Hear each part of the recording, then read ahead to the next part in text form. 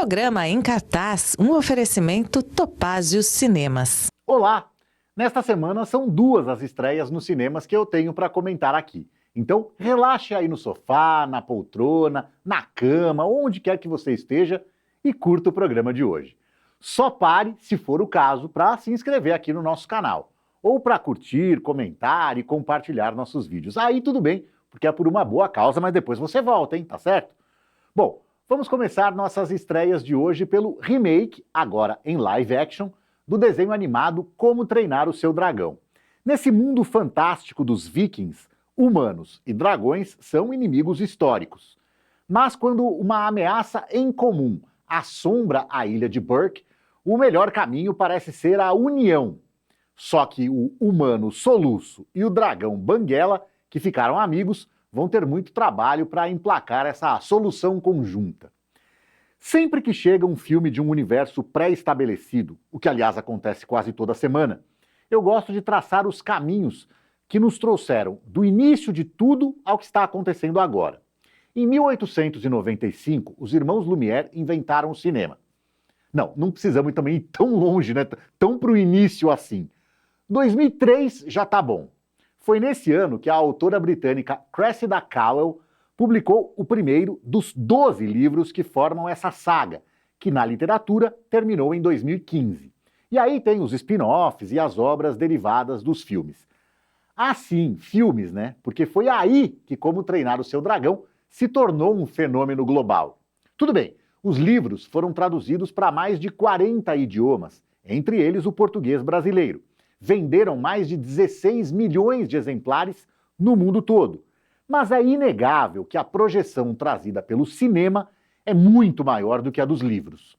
Só o primeiro filme, de 2010, em formato de desenho animado, faturou quase 500 milhões de dólares, beliscando o 10º lugar entre as maiores bilheterias daquele ano, que foi um ano mágico para a animação, recheado de pesos pesados do setor, como Toy Story 3, Shrek para Sempre, Enrolados, Meu Malvado Favorito, Megamente. Não era difícil prever que esse sucesso todo se reverteria em muitos derivados, como curtas-metragens, jogos de videogame e uma bem-sucedida série de TV que se desdobrou em outras séries. Além, claro, das continuações, que são sempre o grande filão, onde a grana forte está. No caso de Como Treinar o Seu Dragão, a primeira continuação veio em 2014. Comparando com o primeiro filme, o segundo caiu no ranking. Pouca coisa. Foi a 12ª maior bilheteria daquele ano. Mas faturou bem mais do que o primeiro, 620 milhões, fazendo dessa uma franquia bilionária já no segundo filme. E só foi superada em termos de renda por uma única outra animação no ano, que foi Operação Big Hero. E ainda assim, por míseros 20 e poucos milhões de dólares. Míseros para eles, né? Para esses grandes estúdios. Para a gente é muita diferença. Fechando a trilogia, em 2019 saiu mais um capítulo, que registrou mais uma queda de 2 posições no ranking, para a 14ª posição. Dessa vez acompanhada por uma queda também de renda, para 520 milhões. Mas vamos nos lembrar, 2019, o último ano antes da pandemia, foi o ano de maior bilheteria da história do cinema, com 42 bilhões e meio de dólares de arrecadação. Então era muita competição pelo dinheiro do público. Nenhum ano, por exemplo, teve tantos filmes que superaram a barreira do bilhão. Foram 9, entre eles tanques de guerra do faturamento, como Vingadores Ultimato, Frozen 2, Homem-Aranha Longe de Casa, Capitã Marvel, Star Wars A Ascensão Skywalker, além das versões live action de O Rei Leão e Aladdin. O que nos traz a esse novo Como Treinar o Seu Dragão. Ele não faz parte desse grande plano da Disney de produzir versões com atores de carne, osso e efeitos digitais de seus antigos desenhos animados. E por um motivo muito simples. Ele não é da Disney.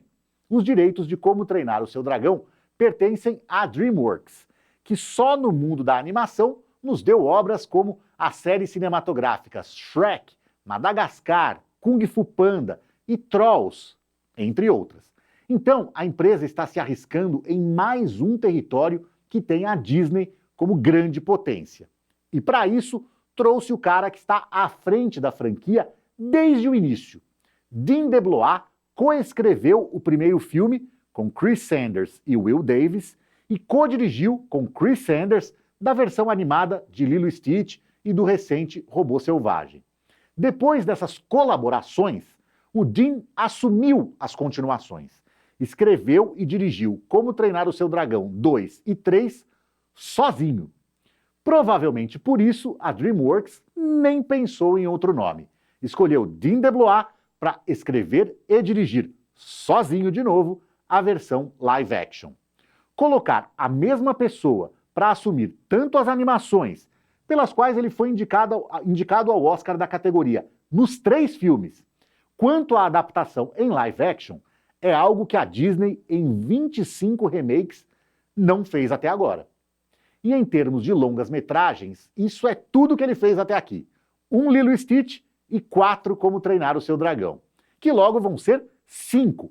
Sim, porque em abril deste ano, 2 meses antes da estreia do remake, a Universal, parceira da DreamWorks nesse mundo aí, já se adiantou para anunciar que o live action Como Treinar o Seu Dragão 2 chega aos cinemas americanos em 11 de junho de 2027. E o projeto foi confiado mais uma vez a Dean DeBlois.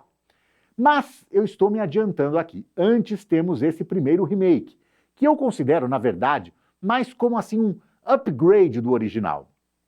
Porque eles são muito parecidos, praticamente idênticos.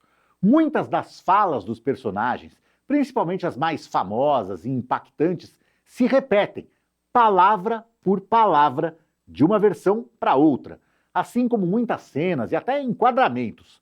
É basicamente o mesmo filme, sem grandes atualizações, a não ser a transposição para live action. E como é uma história atemporal, sobre coragem e aceitação das diferenças, essa transposição foi suave, sem a impressão de que ficou muito datado. Só faltou atualizar uma coisa. A protagonista feminina, a Astrid, interpretada pela Nico Parker, a cara da mãe, a também atriz Thandie Way Newton.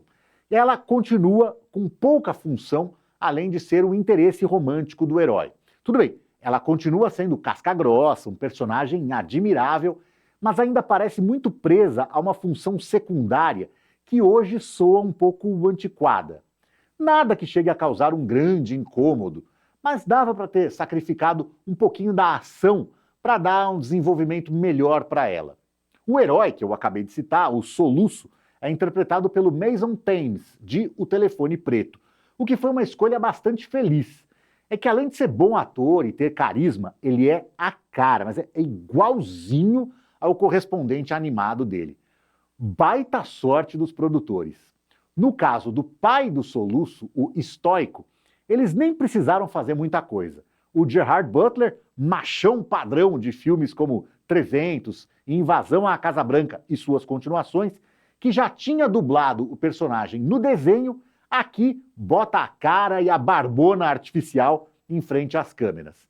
Mas o destaque visual, além das impressionantes cenas de ação, vai para a recriação do dragão Banguela. Os artistas digitais fizeram um ótimo trabalho em equilibrar os lados fofo e mal encarado do parceiro do Soluço. Ao mesmo tempo, o filme utiliza, tanto quanto possível, cenários reais e não criados por computador. Afinal, boa parte desses cenários da ilha de Burke precisou ser recriada no Parque da Universal na Flórida. Um investimento pesado para competir com a rival Disney nesse segmento tão lucrativo que é o dos parques temáticos.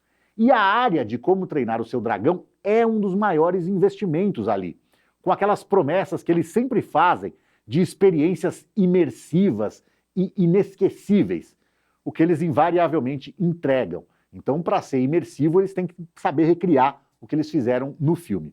E para justificar tudo isso, o filme precisa ser um sucesso.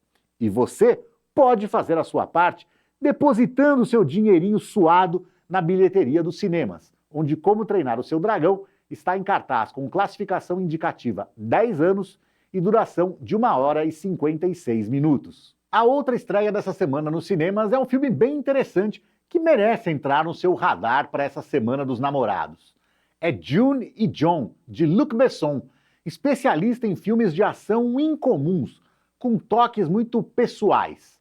O John é um sujeito que leva uma vida um tanto quanto entediante, o que vai mudar quando ele se envolve com a June, uma adorável doidinha que vai virar a vida dele de cabeça para baixo em direção a uma grande aventura. Antes de dar mais detalhes sobre esse filme, vale o disclaimer. Não confunda June e John com Johnny e June. São dois filmes completamente diferentes. Enquanto aquele era uma boa cinebiografia dos cantores Johnny Cash e June Carter, esse aqui tem poucas conexões com a realidade. É mais uma fantasia do francês Luc Besson, diretor de filmes de ação incomuns, com uma identidade própria, com um apelo visual único. Coisas como O Profissional, que arrebatou uma legião de fãs nos anos 90, com a forte química entre o imparável Jean Reno e a graciosamente perigosa Natalie Portman de cabelos curtinhos. Ou O Quinto Elemento, com Bruce Willis, Mila Jovovich e uma flâmula da seleção brasileira com 4 estrelas. Como o filme é de 1997, mas se passa no século 23, teve gente que bem-humoradamente considerou que era uma maldição, que o Brasil passaria pelo menos 260 anos sem ganhar uma Copa do Mundo. Felizmente não rolou e 2 Copas depois do lançamento do filme, a nossa seleção botou a 5ª estrela na camisa e na flâmula. Bom, mas voltando ao Luc Besson, ele tem outros filmes de ação com protagonistas femininas, como Lucy, com a Scarlett Johansson, e Joana d'Arc, com a própria Mila Jovovich. Mas o meu preferido dele, curiosamente, nem é de ação. Pelo contrário, é o belíssimo e até contemplativo Imensidão Azul, de 1988, que infelizmente, em junho de 2025, não está disponível em nenhum serviço de streaming brasileiro. Mas eu recomendo que você corra atrás. Imensidão Azul. Vai por mim. Esse novo filme do Luc Besson, June e John, está mais dentro do território familiar para ele da adrenalina. Só que ao contrário de muitos dos outros trabalhos dele, é uma produção de baixíssimo orçamento, sem qualquer coisa minimamente próxima ou parecida de um astro ou uma estrela. As filmagens aconteceram em Los Angeles em 2020, há 5 anos, em plena pandemia de Covid. Até por isso, aconteceram em sigilo. Ai, ai, hein, seu Luc Besson, que coisa feia, hein? E o orçamento era tão baixo que, acredite se quiser, as filmagens foram feitas com iPhones. Sim, a gente sabe que iPhones não são exatamente baratos, mas as câmeras profissionais de cinema são muito mais caras. A chave do cofre era tão controlada que quando eles precisaram de alguém para cantar a música tema, que leva o título do filme, a convocada foi a filha do Luc Besson, a Satine. Agora, né, a julgar pelas primeiras críticas que vieram da França, onde o filme estreou 2 meses atrás, esse esforço todo não foi valorizado, não. É cada texto, viu? Um mais divertido do que o outro, detonando o filme. No Le Monde, o filme foi definido como um ensaio juvenil beirando um longo videoclipe estetizado. Para o Le Point, foi um pouco pior. O filme tem, dizem eles, né, a psicologia de uma telenovela e os personagens são tão densos quanto seda. Mas a crítica que eu achei mais divertida foi a do site Telerama. Não é com este romance fotocopiado indigno que Luc Besson ressurgirá, infelizmente. Filmado com um iPhone, o conteúdo, porque chamá-lo de filme seria uma honra excessiva, assemelha-se a mais uma sequela da pandemia de Covid. Nossa, pegaram pesado, hein? Mas você sabe, críticas são críticas. Elas ajudam, elas dão aí um embasamento pra gente, dão uma direção, mas o legal mesmo é a gente ter a nossa opinião. Sendo assim, June e John está em cartaz nos cinemas com classificação indicativa 14 anos e duração de 1 hora e 32 minutos. Tchau!